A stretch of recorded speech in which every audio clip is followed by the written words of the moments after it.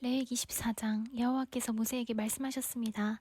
이것은 위험한 피부병에 걸렸다가 나은 사람에 관한 가르침이다. 이 가르침은 그런 사람을 깨끗하게 하기 위한 것이다. 그 나은 사람을 제사장에게 데려가거라. 제사장은 진 밖으로 나가서 피부병에 걸린 사람을 자세히 살펴보아라. 제사장은 피부병이 나았는가를 살펴보아라. 만약 나았으면 제사장은 그 사람을 깨끗하게 하는데 쓸 살아있는 깨끗한 새 2마리와 백향목과 진홍색 실한 뭉치와 우슬초를 가져오게 하여라. 제사장은 새 1마리를 생수가 담겨있는 오지그릇 위에서 잡게 하여라. 그런 다음에 제사장은 아직 살아있는 남은 새와 백향목과 진홍색 실과 우슬초를 가져다가 그것들을 방금 잡은 새의 피에 담가라. 제사장은 그 피를 피부병에 걸렸던 사람에게 7번 뿌려라. 그리고 그 사람을 깨끗하다고 선언하여라. 그런 다음에 제사장은 들판으로 나가서 살아있는 새를 날려보내라. 그런 다음 병에 걸렸던 사람은 옷을 빨아라. 그는 머리털도 다 밀고 물에 몸을 씻어야 한다.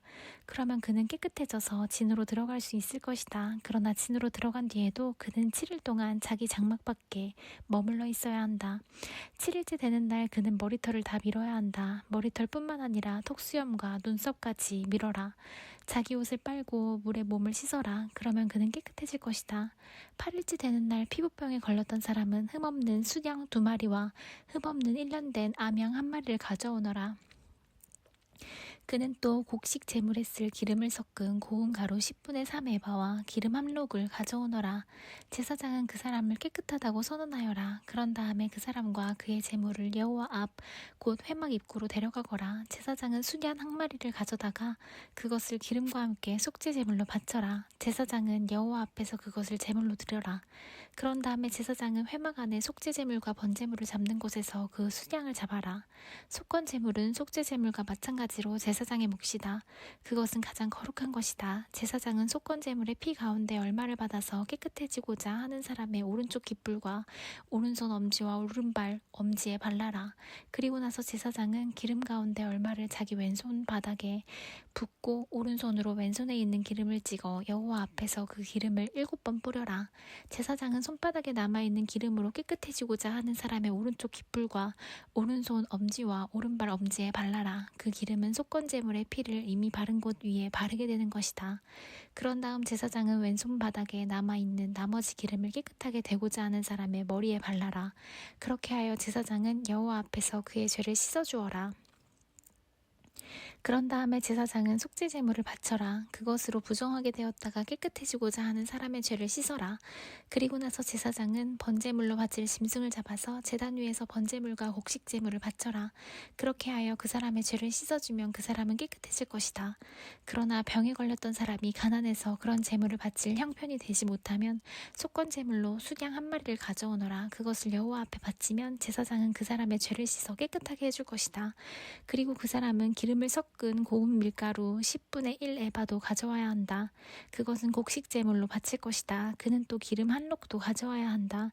그는 또 형편이 되는 대로 산비둘기 2마리나 집비둘기 새끼 2마리를 가져와야 한다. 1마리는 속죄 제물로 바칠 것이고 다른 1마리는 번제물로 바칠 것이다. 8일째 되는 날 그는 그것들을 회막 입구에 있는 제사장에게 가져와서 여호와께 바쳐야 한다.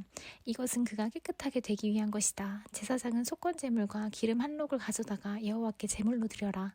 그리고 나서 제사장은 속건 제물에 쓸 양을 잡고 그 피 가운데서 얼마를 받은 다음에 깨끗해지고자 하는 사람의 오른쪽 깃불과 오른손 엄지와 오른발 엄지에 발라라. 제사장은 또 그 기름을 가운데 얼마를 자기 왼손 바닥에 붓고 오른쪽 손가락으로 왼손 바닥에 있는 기름을 찍어 여호와 앞에서 그 기름을 7번 뿌려라. 그리고는 손바닥에 남아있는 기름으로 깨끗해지고자 하는 사람의 오른쪽 깃불과 오른손 엄지와 오른발 엄지에 발라라. 그 기름은 속건 제물의 피를 이미 바른 곳 위에 바르게 되는 것이다. 제사장은 왼손 바닥에 남아있는 나머지 기름을 깨끗해지고자 하는 사람의 머리에 발라라. 그렇게 하여 제사장은 여호와 앞에서 그의 죄를 씻는 예식을 행하여라. 그런 다음에 제사장은 그 사람의 형편이 되는 대로 가져온 산비둘기나 집비둘기 새끼 가운데 1마리를 바쳐라. 1마리는 속죄 제물로 바치고 다른 1마리는 곡식 제물과 함께 번제물로 바쳐라. 그렇게 하여 제사장은 깨끗해지고자 하는 사람의 죄를 씻는 예식을 행하여 그러면 그 사람은 깨끗해질 것이다. 이것은 위험한 피부병에 걸린 사람 가운데서 형편이 넉넉하지 못하여 제물을 제대로 바칠 수 없는 사람을 깨끗하게 하는 일에 관한 가르침이다. 여호와께서 모세와 아론에게 말씀하셨습니다. 나는 가나안 땅을 너희에게 소유물로 줄 것이다. 너희가 소유하는 그 땅에 들어갔을 때 누구의 집에서든 곰팡이가 생기면 그 집 주인은 제사장에게 가서 내 집에 곰팡이 같은 것이 생겼습니다 라고 말하여라. 그러면 제사장은 사람들에게 그 집을 비우라고 명령하여라. 사람들은 제사장이 그 집에 들어가 곰팡이를 자세히 살펴보기 전까지 그 집을 비우라. 그렇게 하지 않으면 그 집 안에 있는 모든 것이 부정하다는 말을 듣게 될 것이다. 사람들이 집을 비우고 나면 제사장은 그 집에 들어가 자세히 살펴보아라. 제사장이 곰팡이를 살펴볼 때 만약 집 벽에 곰팡이가 나서 푸르스름하거나 불구스름한 얼룩이 있고 그 부분이 다른 부분보다 우묵하게 보이면 제사장은 집 밖으로 나가서 7일 동안 집을 잠가두어라. 7일째 되는 날 제사장은 다시 돌아와서 그 집을 조사하여라. 만약 곰팡이가 집 벽에 퍼졌으면 제사장은 사람들에게 명령하여 곰팡이가 난 돌을 빼내게 하여 빼낸 돌을 성 밖에 부정한 곳에 버려라. 그런 다음에 집안 전체를 닦아내게 하여라. 집안을 닦을 때 벽에서 떼어낸 흙은 성 밖에 부정한 곳에 버려라. 그리고 집주인은 벽에 새 돌을 채워넣고 벽을 새 흙으로 발라라. 돌을 빼내고 새 돌을 채워놓고 흙을 바른 뒤에도 집안에 곰팡이가 다시 생기면 제사장은 다시 돌아와서 그 집을 자세히 조사하여라.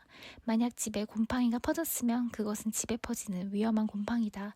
그 집은 부정하다. 그러므로 집주인은 집을 헐어버리고 모든 돌과 흙과 나무를 성 밖에 부정한 곳에 내다버려라.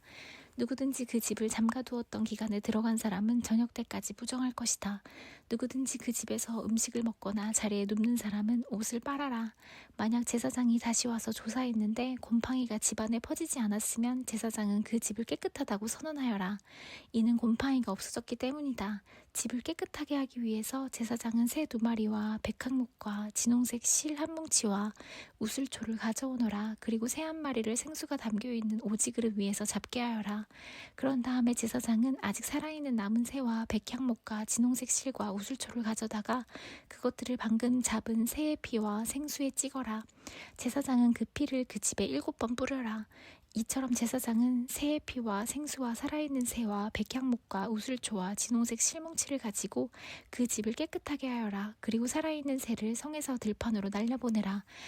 이렇게 그 집에 죄를 씻는 예식을 행하면 그 집은 깨끗해질 것이다. 이것은 모든 피부병 곧 옴과 옥과 집에 생기는 곰팡이와 부스럼과 뾰루지와 얼룩이 언제 깨끗하고 언제 부정한가에 관한 규례이다. 이것은 온갖 피부병에 관한 가르침이다.